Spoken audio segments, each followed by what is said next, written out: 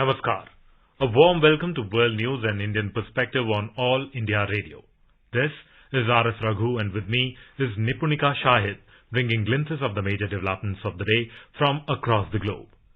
Over the next half an hour, we shall bring you the latest from the world of politics, economy, sports, entertainment and more. The headlines.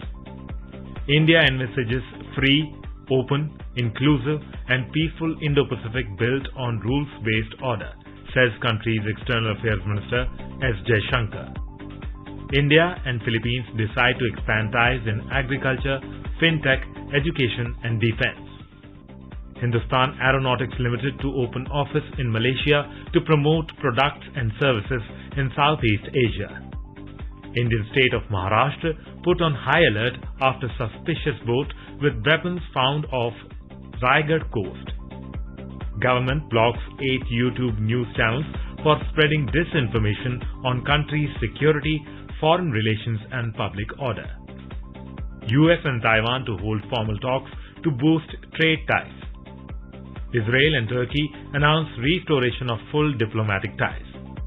And in cricket, India defeats Zimbabwe by 10 wickets in first ODI of 3-match series at Harare.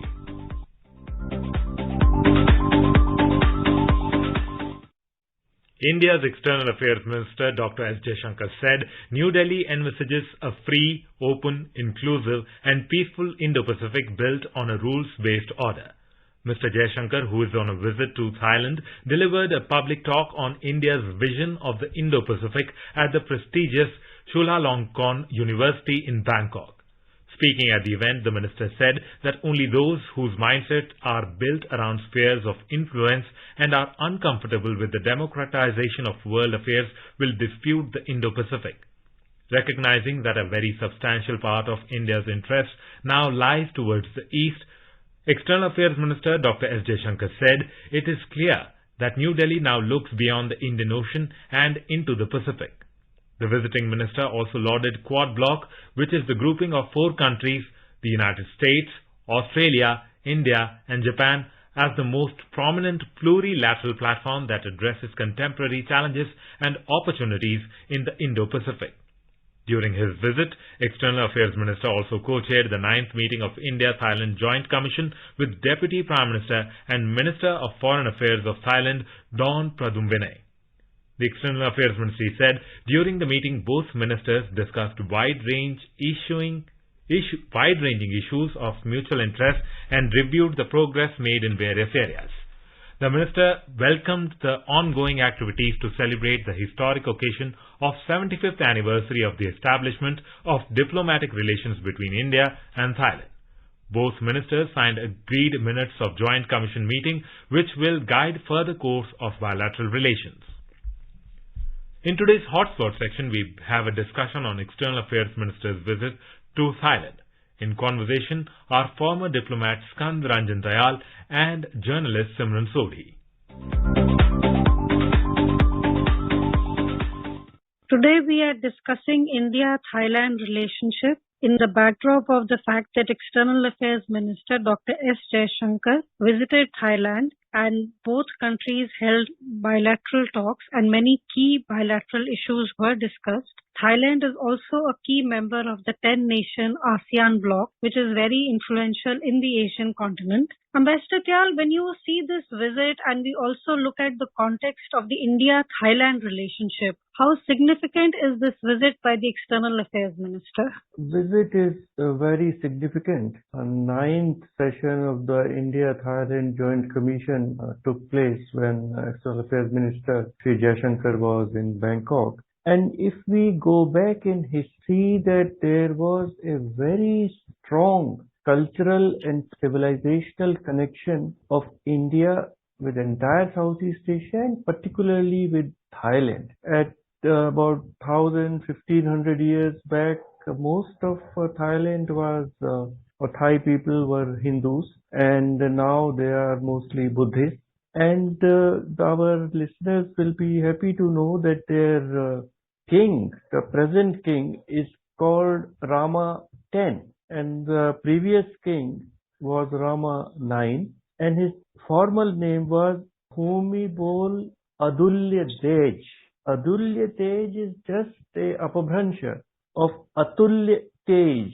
So there is a very good civilizational connection. And if we look at contemporary Thailand, Thailand of today, it is a very important member of 10-member ASEAN. It is the second largest economy in ASEAN as well as second largest in the Greater Mekong sub-region. And as India focuses on Act East policy, connecting with Southeast Asia, the importance of Thailand is very great. If we look at the map, the geography of Thailand is such that it is a bridge along with Myanmar for India's connection with Southeast Asia. Ambassador Tyal, as you pointed out, there is this shared religious and cultural relationship, which is a very old relationship between India and Thailand. We also saw that the External Affairs Minister, he offered prayers in the Brahmin office of the Royal Court. He also visited the temple of the Buddhist temple, and he also pointed out to the fact that the External Affairs Minister tweeted Wednesday that our contemporary partnership with Thailand draws so much from history and culture. Would you say that the fact that there is a shared cultural past, there is a historical past which both countries share, do you feel that somehow that helps in taking the present bilateral relationship forward and in making it stronger? It does, as we have seen not only with Thailand, with Laos, with Cambodia, with Indonesia, where there is a strong cultural and civilizational connection, mainly through Hinduism or Buddhism. In fact, in Thailand, in Bangkok, there is a very large and very prosperous community of Sikhs, and they are doing very well economically and contributing to Thailand's economic success. So this connection is there, and some strategic thinkers, some philosophers, they sometimes say that Southeast Asia is really seeing influence from two sides. One is the Chinese Confucianist influence, and the other is the Indian civilizational Buddhist influence. And it is very important that India leverages its Buddhist and civilizational connection so that the people of not only Thailand but entire Southeast Asia look at India in a more deeper sense, not just a transactional sense of how much aid or how much commerce is between their country and India. Mr. Tyal, we also saw that trade was one of the issues that was talked between the two nations. And Dr. S. Jayashankar, he also said that bilateral trade between India and Thailand is close to $15 billion and this will increase.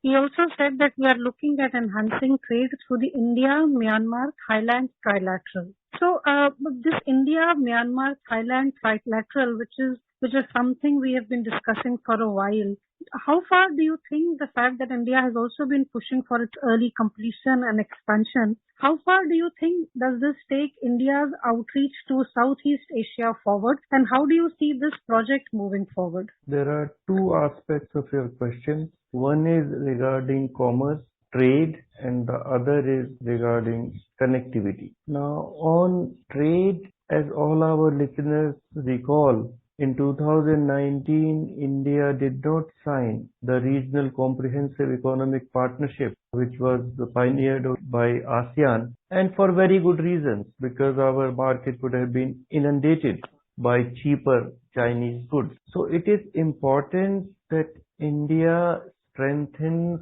trade and commercial relations, investment relations with important economies of ASEAN bilaterally. And that is exactly what is being done. There is a FTA, India-ASEAN FTA, which allows the reduction of duties for exports of the two countries to each other.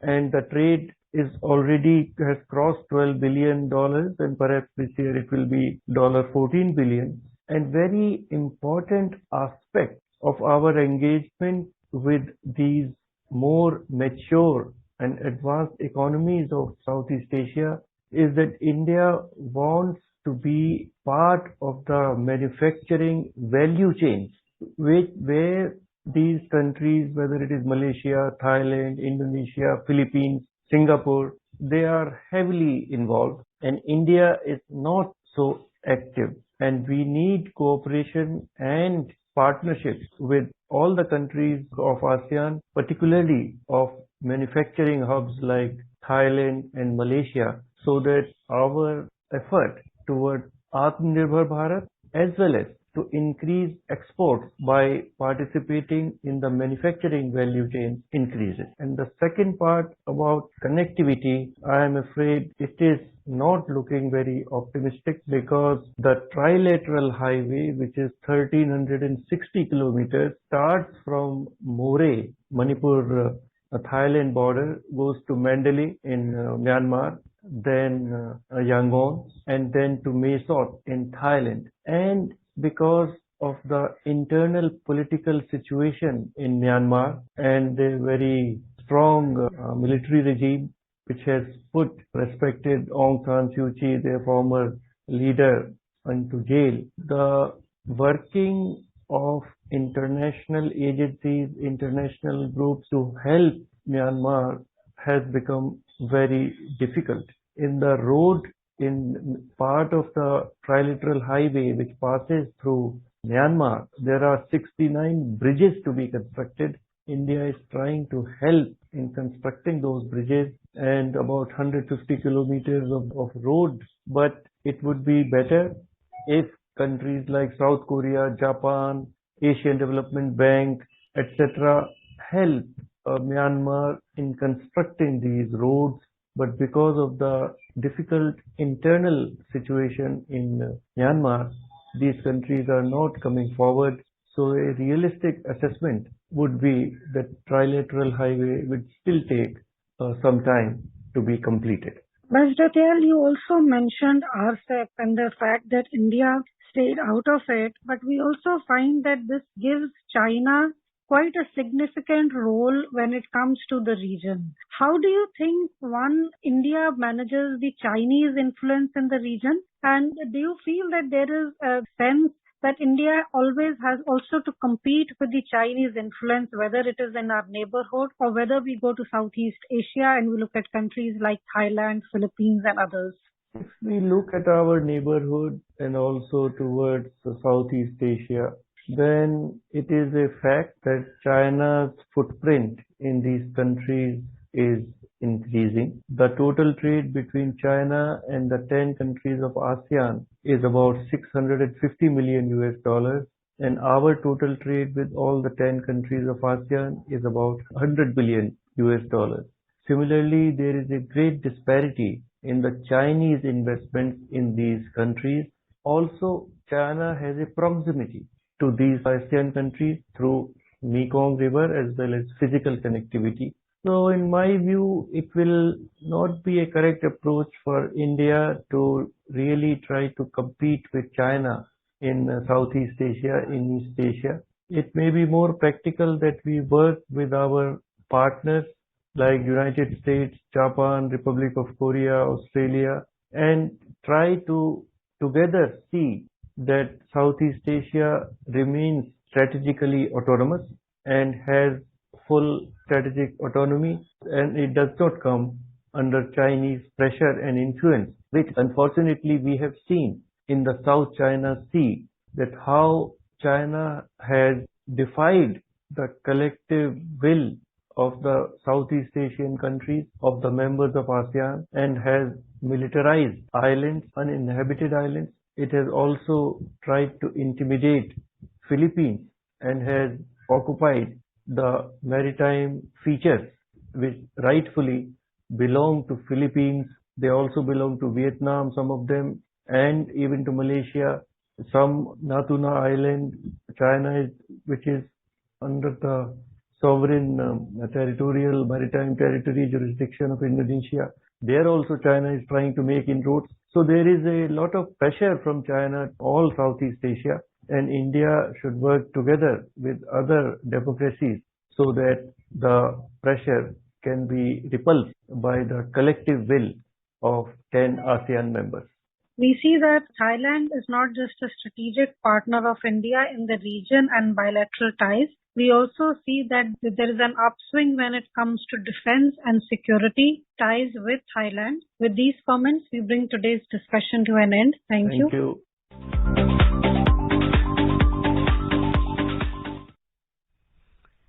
The fourth India-Philippines Strategic Dialogue was held in Manila on Thursday, in which the two sides discussed defense and security cooperation. They also exchanged views on regional and global issues of mutual interest, as well as matters related to Association of Southeast Asian Nations, ASEAN.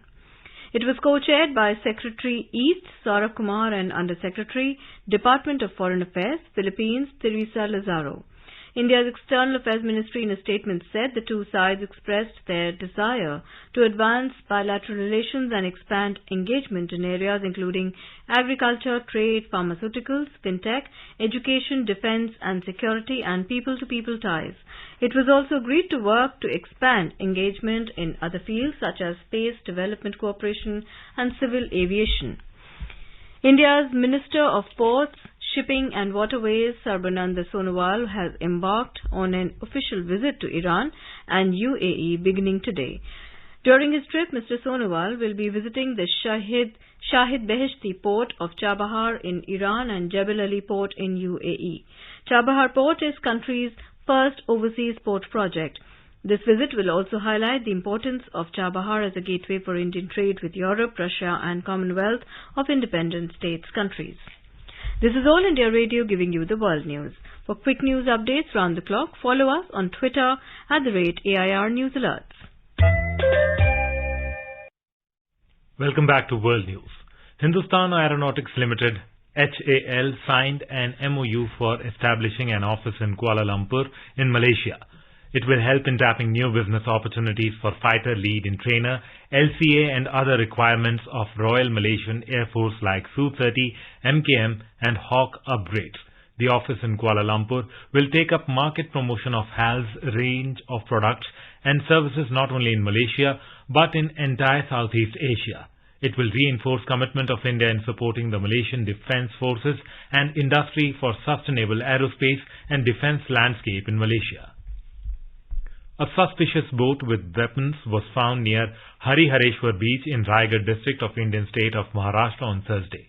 State's Deputy Chief Minister Devendra Fadnavis said the boat is owned by an Australian woman.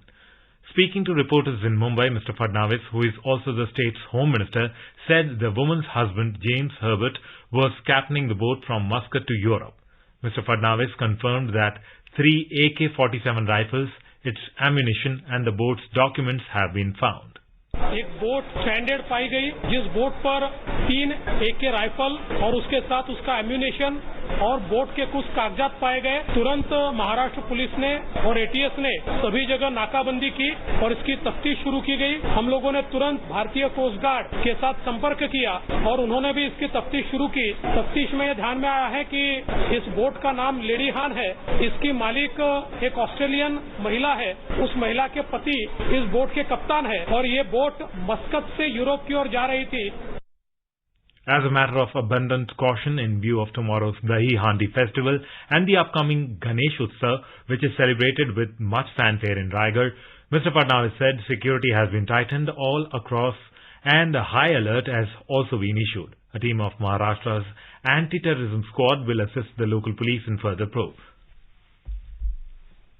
The Government of India has blocked 8 YouTube channels, 1 Facebook account and 2 Facebook posts for spreading disinformation related to the country's national security, foreign relations and public order.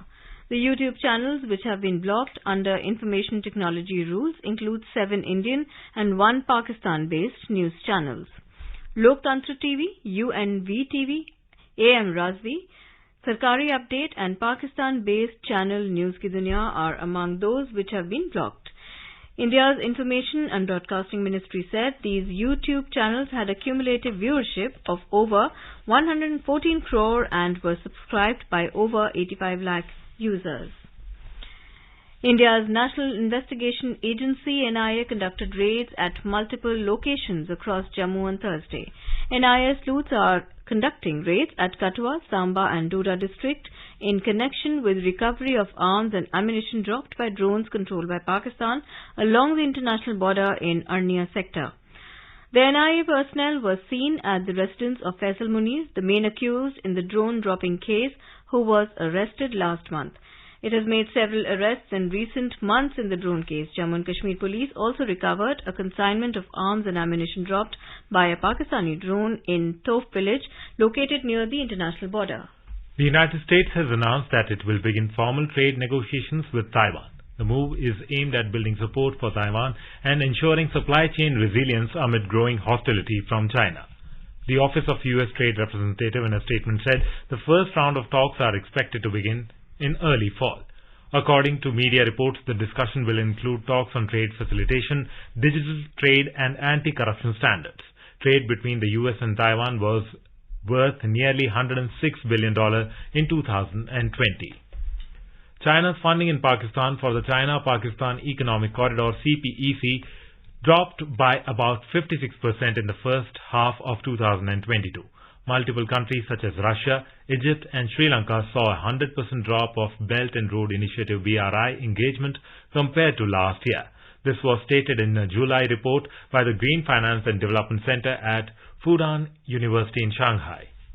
Israel and Turkey announced the resumption of full diplomatic ties on Wednesday, following years of strained relations between the Mediterranean nations. In a series of tweets, Israeli Prime Minister Yair Lapid announced the two nations' decision to return to full diplomatic representation. Israeli Prime Minister hailed the diplomatic breakthrough as an important asset for regional stability and economically very important for the citizens of Israel. The diplomatic development will see ambassadors and consuls' journals posted to the two countries once more. Over the past 75 years, India's largest public service broadcaster, All India Radio, has been the proverbial storyteller for the 1.3 billion citizens across the country. All India Radio is celebrating 75 years of freedom with a series, Azad Bharat Ki Baat, Akashvani Ke Saath. It showcases the journey of India since independence in various walks of life through the eyes and voice of All India Radio. In today's episode, we bring you the magical moments of the very first Republic Day celebrations in the country.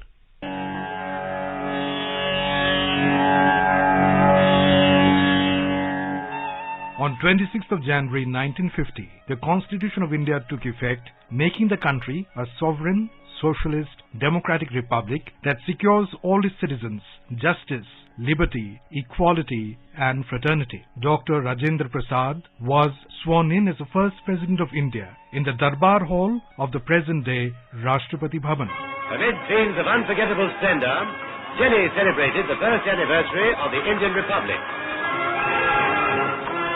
A huge concourse of people witnessed the President's ceremonial drive along Kingsway. The chief guest at India's Republic Day celebration is traditionally a foreign leader, and the first ever head of state to preside over this event was Indonesian President Sukarno. The parade by the armed forces, at which Dr. Rajendra Prasad took the salute, was watched by a large and distinguished gathering. Earlier, the President presented 4 Paramveer Chakras for gallantry during the Jammu and Kashmir operation. 2 of them were awarded posthumously. Captain Ram Raghubarane was the proud recipient of the Paramveer Chakra, the highest award for gallantry. While the parade was in progress, more than 100 aircraft of the Indian Air Force zoomed past.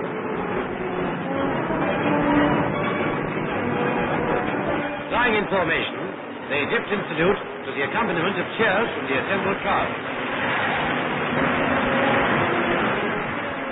26th of January was chosen as the date for Republic Day, as it was on this day in 1930, Declaration of Indian Independence was proclaimed.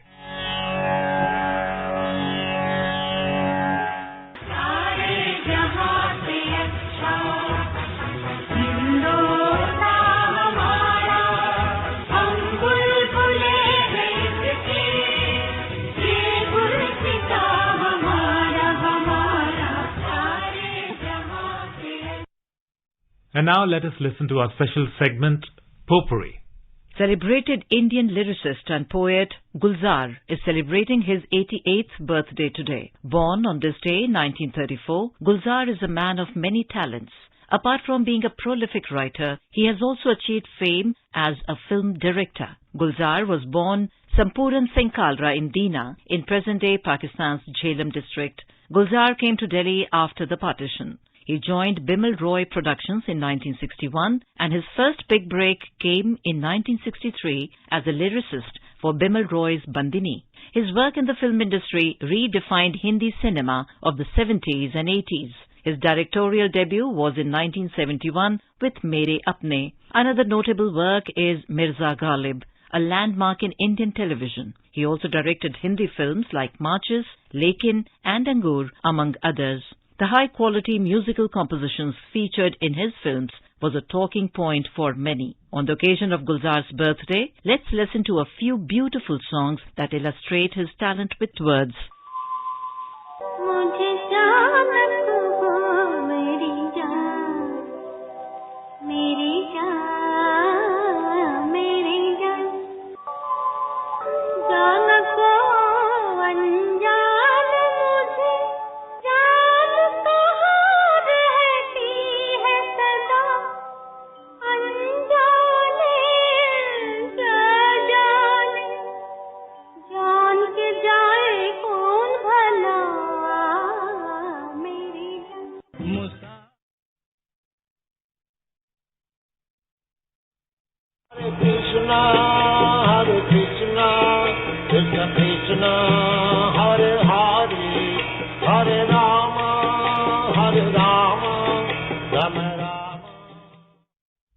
Celebrations for Krishna Janmashtami have started across globe. Janmashtami is a festival that marks the birth of Lord Krishna, who is considered to be the 8th avatar of Lord Vishnu. The day is celebrated with great exuberance around the globe as Krishna devotees enact dance dramas and sing devotional songs. President Draupadi Murmu and Vice President Jagdeep Dhankar have extended greetings and best wishes on the occasion. After a gap of 2 years due to the pandemic, Krishna Janmashtami is expected to be a grand affair, this time with the International Society for Krishna Consciousness making elaborate arrangements across the globe for the annual festival. In cricket, India defeated Zimbabwe by 10 wickets in the first one-day international of the 3-match series at Harare on Thursday. Chasing the victory target of 190 runs, the visitors overhauled the score in 30.5 overs without losing any wicket. Earlier, after put into bat, Zimbabwe were all out on 189 runs in 40.2 overs. Now a quick look at the headlines once again. India envisages free, open, inclusive and peaceful Indo-Pacific built on rules-based order, says country's External Affairs Minister S. Jaishankar. India and Philippines decide to expand ties in agriculture, fintech, education and defense. Hindustan Aeronautics Limited to open office in Malaysia to promote products and services in Southeast Asia. Indian state of Maharashtra put on high alert after suspicious boat with weapons found off Raigad coast. Government blocks 8 YouTube news channels for spreading disinformation on country's security, foreign relations and public order. US and Taiwan to hold formal talks to boost trade ties. Israel and Turkey announced restoration of full diplomatic ties. And in cricket, India defeats Zimbabwe by 10 wickets in first ODI of 3-match series at Harare. And now, before we end, let us listen to Mahatma Gandhi's favorite bhajan Vaishnav Jan by artists from Afghanistan. तो तेने कहे जे प्रीत पराई जाने रे वैष्णवजन तो तेने कहे जे प्रीत पराई जाने रे पर दुख के उपकार करे तो ये मन अभिमान नाने रे वैष्णवजन तो तेने कहे जे प्रीत पराई जाने रे सकल लोक मान सहुने वंदे निंदा न करे. And with that we end this bulletin. We'll be back at the same time tomorrow with the next edition of World News.